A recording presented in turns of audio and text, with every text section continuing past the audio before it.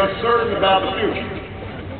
Now, whether this generation of Americans will be able to pass on what's best about this country to our children and their children. I won't pretend that meeting any one of these challenges will be easy. It will take more than a month or a year. It will likely take many. Along the way, there will be setbacks and false starts, days that test our resolve as a nation. But despite all this, despite the enormity of the task that lies ahead, I stand here today as hopeful as ever that the United States of America will endure, that it will prevail, that the dream of our founders will live on in our time.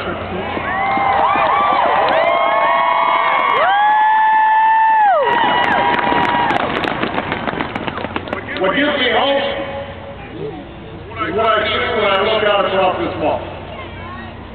From these monuments that chisel those unlikely stories that affirm our unyielding faith. Faith that anything is possible in America. Rising before us stands a memorial to a man who led a small band of farmers and shopkeepers in revolution against the army of an empire. All for the sake of an idea. On the ground below is a tribute to a generation that withstood war and depression.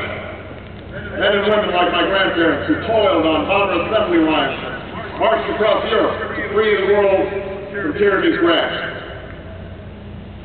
Directly in front of us is a pool that still reflects the dream of a king, the glory of a people who marched and bled so that their children might be judged by their character's content.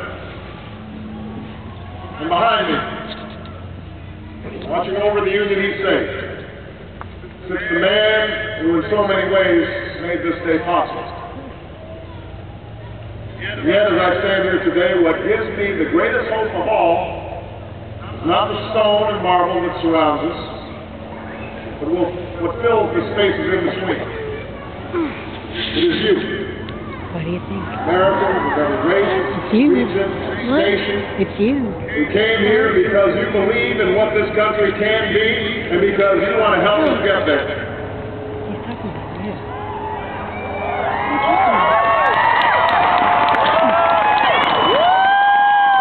The same thing that gave me hope from the day we began this campaign for the presidency nearly 2 years ago. I believe that if we could just recognize ourselves in one another, bring everybody together, Democrats, Republicans, Independents, Latino, Asian, and Native American, black and white, gay and straight, disabled and not only would we restore hope and opportunity in places that yearn for both, but maybe, just maybe, we might perfect our union in the process.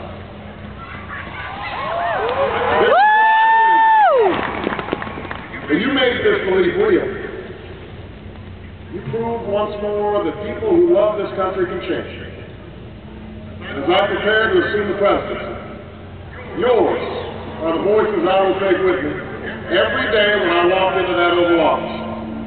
The voices of men and women who have different stories, but hold common hopes. Who have solely for what was promised us as Americans, that we might make of our lives what we will, and see our children climb higher than we did. It is this thread that binds us together in common effort, that runs through every memorial on this mall, that connects us to all those who struggled and sacrificed and stood here before. It is how this nation has overcome the greatest differences and the longest hours. Because there is no obstacle that can stand in the way of millions of voices calling for change. That is the belief with which we began this campaign, and that is how we will overcome what ails us now.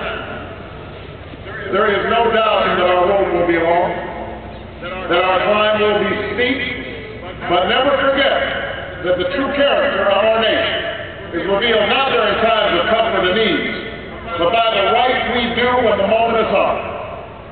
I ask you, to help reveal that character once more.